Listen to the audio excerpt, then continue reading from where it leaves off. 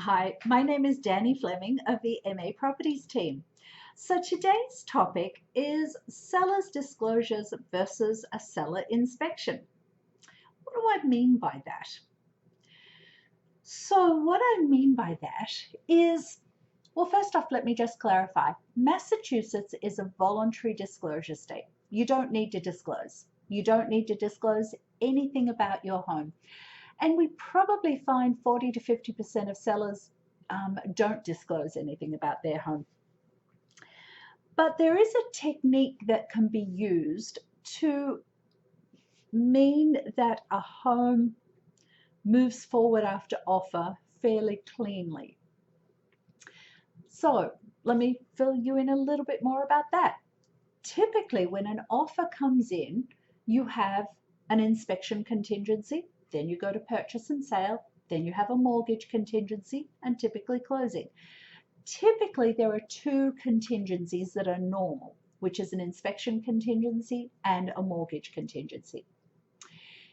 Inspection contingencies are where most sales fall through after after the home has gone under agreement. Now, especially in the scenario where you have competing offers for a home, you're in a seller's market. Competing offers are typical for a home that is realistically priced. So they're just typical. But what happens sometimes is that your competing offers will all have inspection contingencies.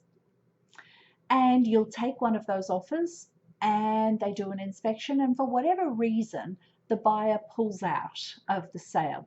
And then you're challenged to get that same price again the second time round, or by going back to, the other buyers who were also submitted an offer the first time around. Because some buyers use a competing offer situation to come in with a huge amount of money, more than the asking price, but they have an inspection contingency. And what they use that inspection contingency for is it's basically a get out of jail free card. If they don't like what they see at the inspection, or if they've changed their mind, if they then start getting buyer's remorse, I've paid too much money, or maybe this house isn't the right house for me, all of those types of things the death knell of getting the highest price for the home because the buyer exits the contract. So how do we avoid having an inspection? How do we avoid that by the buyer and having them use that to change their mind? Not because there's issues with the home, but having them being able to use that to change their mind. So because Massachusetts is a voluntary disclosure state, you don't have to provide a seller's disclosure. If you provide a seller's disclosure, it's not going to stop the buyers from doing an inspection, if they're concerned about what could be found that you don't know about. Because in a seller's disclosure, you've got to disclose everything you know about the home.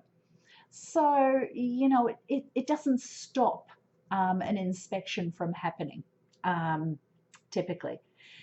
But a technique we've started using, which is having great results, it depends on your comfort level of knowing your home and knowing it well, is to do an inspection prior to coming on the market. As a seller, the seller is getting the inspector in to create an inspection report a week or 2 weeks before the home comes on the market, and then we provide that via MLS for any buyer to see.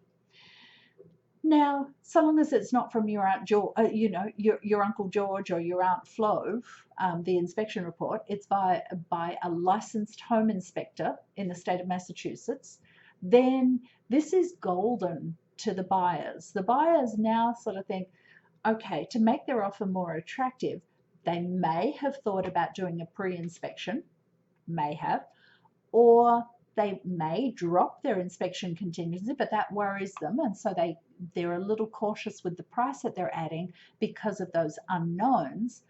Or they look at the inspection report that you've provided oh, there's just a few things in here. Oh, this house is clean, what we term clean.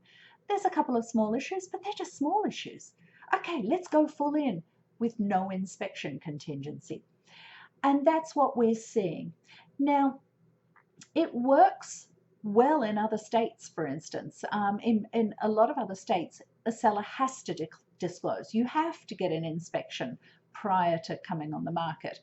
And in those states, we tend to see not as many buyers doing inspections themselves after the home's gone under agreement. Now, there is a caveat to that.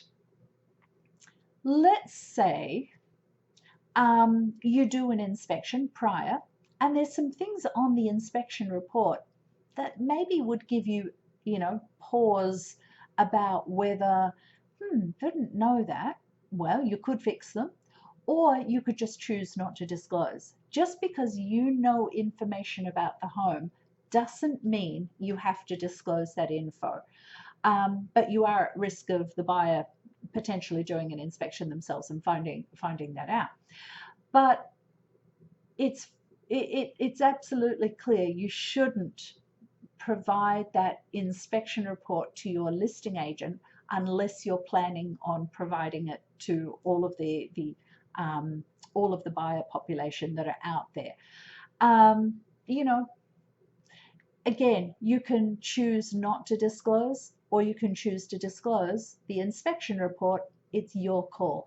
But we are seeing some really positive impressions from doing that technique. If you want to talk more about this, then reach out and let's talk about it, because this is a technique that's not commonly used in Massachusetts. We have had, as I said, some positive results from it.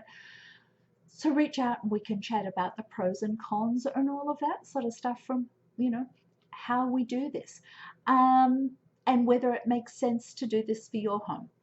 If you want my contact details, they're coming up shortly, and hope you have a great day. Okay, bye.